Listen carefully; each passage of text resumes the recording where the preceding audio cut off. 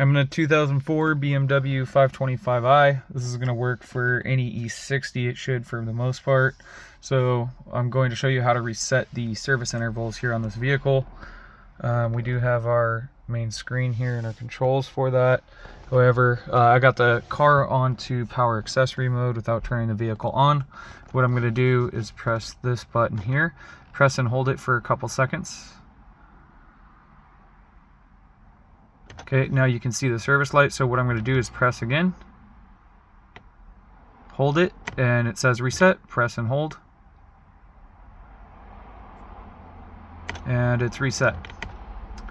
This is the brake fluid, press and hold, it says reset, let go and press again, it's reset. Press the button. You can go through this and just keep rinsing and repeating, same situation here. Reset, press and hold, it's reset. It's showing spark plugs. I already did this service, so I'm going to press and hold, and that's reset. So very easy to do. Hope this helps. Let me know if you have any questions. Thanks for watching.